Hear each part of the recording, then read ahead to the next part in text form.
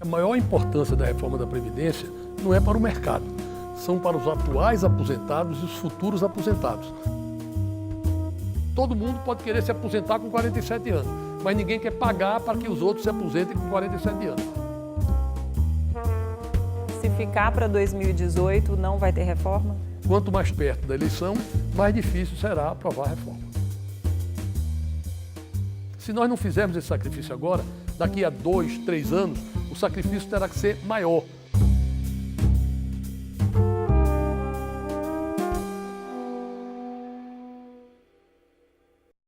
A gente vê muito no noticiário que a reforma da Previdência é importante para o mercado. Por quê? Qual é essa relação? Bom, primeiro dizer que a maior importância da reforma da Previdência não é para o mercado, são para os atuais aposentados e os futuros aposentados, porque eles precisam receber em dia as aposentadorias. O que o mercado faz é analisar o comprometimento, o déficit previdenciário e dizer se esse déficit vai tornar o país inviável ou não.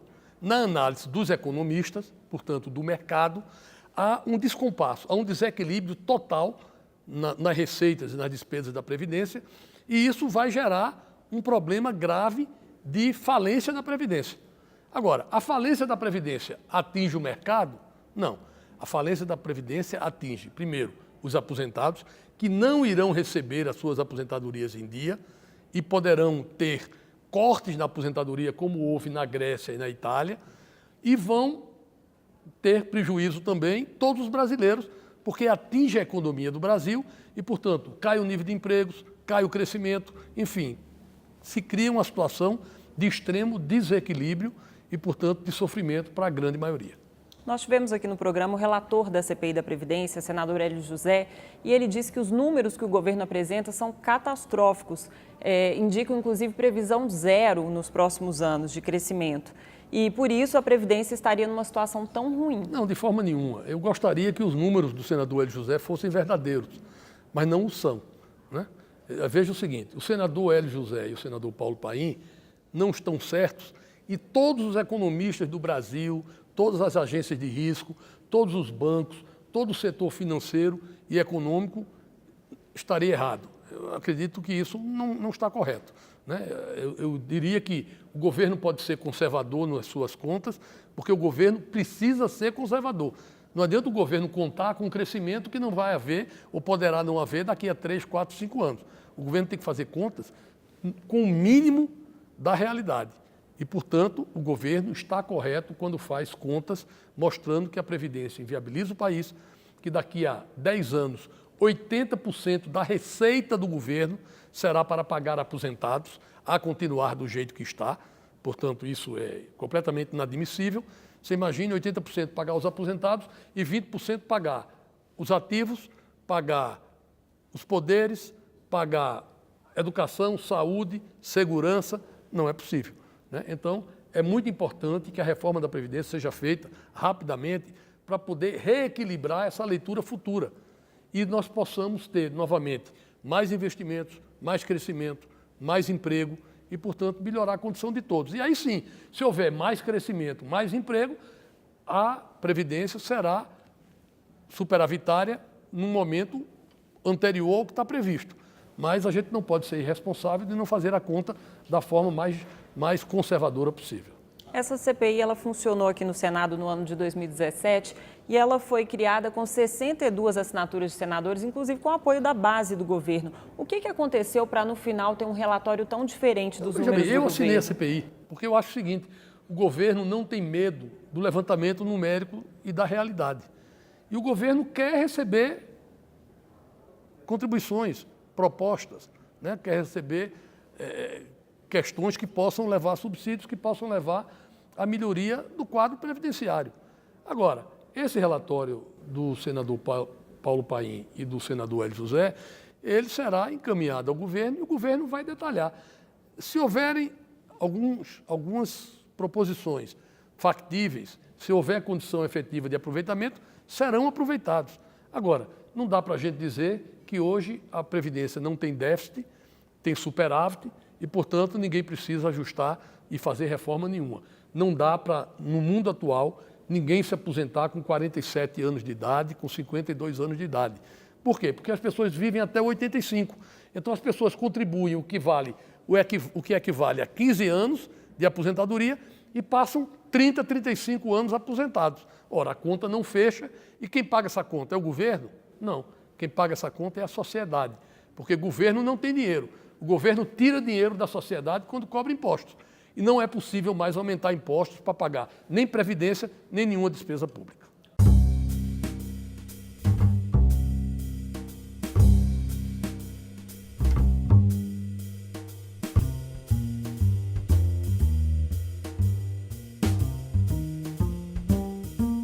Uma das propostas da CPI, o governo já até aproveitou, né, que é não desvincular as receitas da Previdência. O governo está acabando com a DRU, portanto, a DRU não atinge mais os recursos previdenciários, os recursos da ação social. Então, isso é um ponto que já está sendo feito. Agora, isso não tinha nenhuma importância, porque o governo desvinculava 30 bilhões e pagava 100. Então, ou desvincular ou não desvincular, não tem diferença nenhuma. Agora, para dar mais nitidez às contas públicas, resolveu-se que não vai haver mais DRU, não vai haver mais desvinculação dos recursos ligados à Seguridade Social. E a CPI criticou muito também as dívidas previdenciárias. Essas dívidas estão sendo cobradas, os maus pagadores não estão sendo beneficiados? Não, essas dívidas estão sendo cobradas. Acontece o seguinte, nessas dívidas existem esqueletos que são incobráveis hoje. Por exemplo, estão lá a Varig, a Transbrasil, a VASP, estão lá empresas que quebraram, que faliram. Então, na verdade, não é dado baixa porque não tem como se dar baixa. Existe o débito, mas, na verdade, não existe a condição de cobrança. Outras cobranças estão sendo feitas. É importante que sejam feitas e há uma determinação do governo federal para se fazer efetivamente a cobrança daquilo que é possível cobrar. Tem até um estudo do Tribunal de Contas que considera que essas dívidas levam, em média, 32 anos para serem executadas. É uma dificuldade, né? É porque depende de execução, depende de uma legislação arcaica. Uma das coisas que nós temos que fazer é melhorar a legislação que faz cobrança e que recupera bens. Porque isso implica não só na falta de recuperação de recursos da Previdência, mas, por exemplo, aumenta o spread bancário, o valor que tem que haver de guarda de recursos pelos bancos, porque um imóvel, um bem, um veículo, quando é financiado e não se paga, o retorno para o agente financeiro é muito complexo. Existem decisões judiciais que barram esse tipo de recuperação e, portanto, termina quem é bom pagador pagando pelo mal pagador. Então, nós temos que mudar o spread bancário, nós temos que mudar tudo aquilo que é risco no sistema de financiamento e também no sistema de cobrança. Isso atenderia também à Previdência.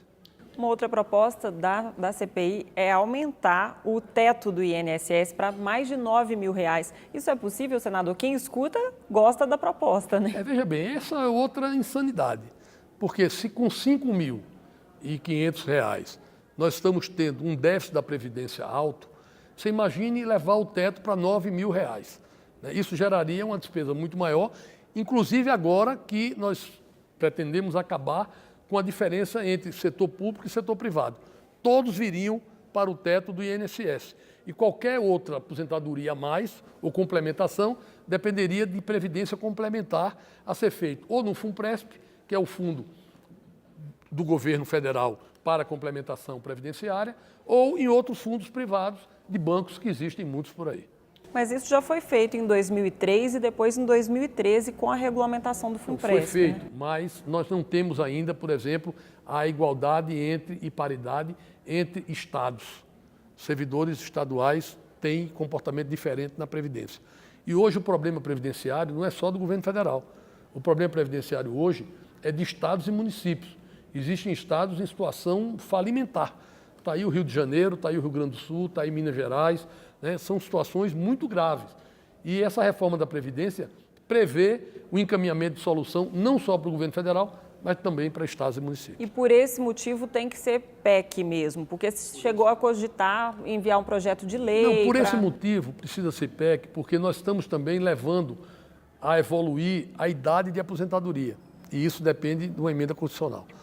Nós queremos que seja 62 anos para as mulheres e 65 para os homens. Mas é importante dizer que para chegar em 65 anos e 62 anos para as mulheres, vão ser precisos 20 anos de transição.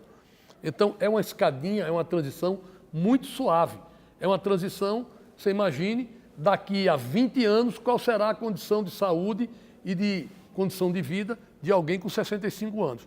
Vai ser muito melhor do que é hoje. Então, na verdade, a proposta da Previdência é uma proposta factível, é uma proposta razoável, é uma proposta suave na transição, mas é uma proposta que melhora o equacionamento do déficit público e mostra, principalmente, uma prioridade do governo e do país de tratar esse modelo previdenciário com responsabilidade.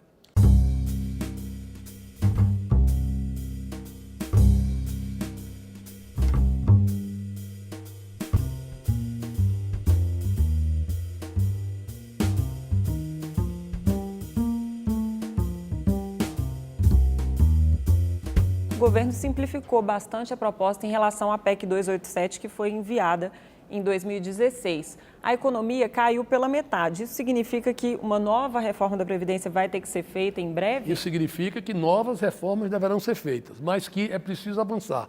E para se avançar, como havia muita celeuma em cima da aposentadoria rural, em cima do serviço de prestação continuada, benefício de prestação continuada, e outros mecanismos de aposentadoria e de acúmulo de aposentadorias, terminou por se fazer uma redução do texto e se fixar em questões fundamentais: idade mínima, com transição e igualdade do setor público e do setor privado. O presidente da Câmara chegou a pedir regras de transição para servidores públicos mais brandas. Isso vai ser possível negociar? Nós já temos uma regra de transição. Agora, não é possível o servidor público que se aposenta hoje, se tiver entrado de 2003 para trás, com integralidade e paridade, não é possível o servidor público trabalhar 45 anos, 47 anos e se aposentar. É injusto perante o restante da sociedade que tem que pagar essa aposentadoria. Porque eu volto a dizer, quem paga a aposentadoria não é o governo. Quem paga a aposentadoria é você que está nos assistindo, porque você paga impostos. O governo cobra impostos e o governo paga as aposentadorias. Se o governo tiver que pagar mais aposentadorias, o governo não fabrica dinheiro. O governo vai ter que cobrar mais impostos de você, de toda a sua família, para poder pagar aquelas pessoas. E eu pergunto, você está disposto a pagar uma aposentadoria para alguém se aposentar aos 45, 47 anos de idade? Eu acho que ninguém está. Todo mundo pode querer se aposentar com 47 anos, mas ninguém quer pagar para que os outros se aposentem com 47 anos. Então a gente tem que ter consciência de querer algo razoável, equilibrado, que possa colocar o país de volta no crescimento e na geração de empregos. Senador, há uma diferença entre o setor privado e servidores públicos no que diz respeito ao tempo mínimo de contribuição, 15 para o setor privado, 25 para o público. Se a proposta é unificar regras, não há aí uma discrepância em relação a essa Não há proposta? pelo seguinte, porque o setor privado e o setor público, nessa relação contratual de tempo de serviço, são setores diferentes. Se você pegar alguém do setor privado, principalmente alguém mais humilde, essa pessoa trabalha no emprego, depois trabalha noutra, ela pode não ter 25 anos de trabalho seguido, porque ela mudou de emprego muitas vezes. Então, 15 anos é um mínimo para alguém ter uma aposentadoria de salário mínimo. No setor público, a pessoa tem efetivamente uma fixação maior no emprego. Às vezes você sai de um emprego no setor público para outro emprego no setor público, quando você sai para um emprego melhor. Mas normalmente ninguém deixa o seu emprego no setor público para ir ficar desempregado ao léu, né? Então, na aposentadoria do setor público, 25 anos, alguém que começa a trabalhar, por exemplo, com 25 anos, aos 50, que não terá nem idade de se aposentar ainda, já terá os 25 anos de trabalho, de tempo de serviço para começar a pedir aposentadoria. Então, portanto, no setor público, 25 anos não é demais, porque há uma perenidade de emprego. No setor privado, não. Há uma rotação de emprego, principalmente nas pessoas mais humildes, e essa regra de 15 anos é exatamente para proteger as pessoas que mais precisam.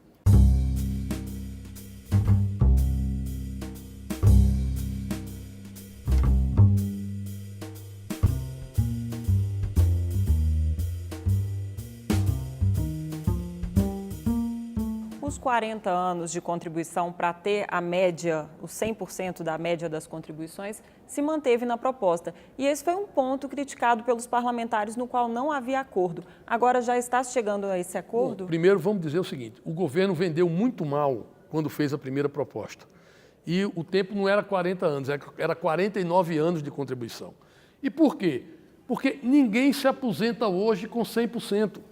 Então, ninguém teria que ter 49 anos de contribuição. Mas depois você baixou para 40. Depois baixou para 40 anos.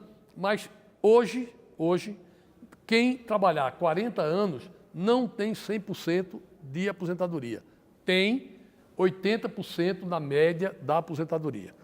Agora, com a reforma, quem trabalhar 40 anos vai poder ter 100%. Então, nós estamos dando um bônus a mais para aqueles que trabalharem mais. Mas não será diferente o tratamento. Quem tinha 40 anos, ou 30 anos, ou 50 anos, hoje se aposenta com 80%. Quem terá 45 anos se aposentará com 100%, portanto, a mais do que ele se aposentaria. E quem tiver 25 anos, se tiver a idade, se aposentará também com a média do seu trabalho. Portanto, as posições evoluíram e o cidadão, o trabalhador, ganha com essa reforma, podendo se aposentar com mais recursos do que se aposentaria hoje. E quais as chances de aprovação dessa proposta do jeito que está, senador? Porque as propostas costumam chegar ao Congresso e serem flexibilizadas. Veja bem, essa já foi uma negociação muito extensa, né, lá na Câmara dos Deputados. A matéria não está no Senado. Então, eu espero que a Câmara vote essa matéria. Vai dizer, é fácil votar? Não é fácil votar. Vai ter muito debate? Vai ter muito debate. Mas eu acho que já vejo na opinião pública um esclarecimento maior dessa situação. Já vejo na imprensa um posicionamento diferente, com mais responsabilidade, porque se está colocando efetivamente o que é fundamental. Essa reforma não é para o governo do Michel Temer. Essa reforma não é para o Michel Temer, que ele já é aposentado. Essa reforma são para os aposentados atuais e futuros, é para os próximos governos que virão e é para a sociedade brasileira que não pode pagar mais imposto para sustentar a aposentadoria. Então, essa reforma, essa discussão, ela está amadurecendo. Então, se ela está amadurecendo, eu tenho esperança que, em mais alguns dias, a gente tenha número para votar e aprovar essa PEC. A reforma ministerial vai conseguir unir os parlamentares em torno dessa proposta? Eu acho que começou um entendimento, né? As reformas estão evoluindo, a reforma ministerial ela vai ocorrer completamente até o final de março, porque é o prazo de desincompatibilização dos ministros que são candidatos. Existem 16 ministros ou 17 ministros que serão candidatos, portanto vai haver uma grande desincompatibilização, mas o presidente está fazendo com muito cuidado e levando em conta efetivamente essa construção da base para aprovar a reforma da Previdência. A união do PSDB em torno do governador Geraldo Alckmin também ajuda nessa aprovação? Ajuda com que o PSDB esteja unido ao governo nessa pauta? Ajuda porque o governador Geraldo Alckmin é um defensor da reforma da Previdência. Ele mesmo já fez no estado de São Paulo uma mini-reforma da Previdência, ele já avançou nessa situação e o estado de São Paulo hoje é um estado que está organizado.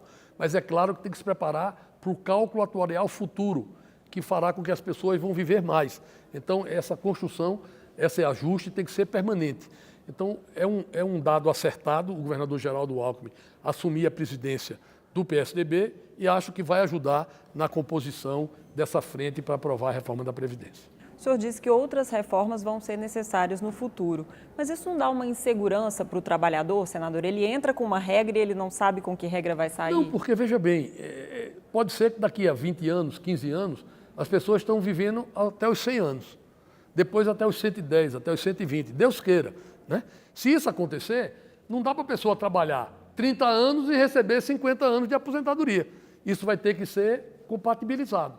Então, na verdade, a reforma da Previdência é algo muito importante para dar condição daquelas pessoas que não têm condição se aposentarem e viverem com dignidade.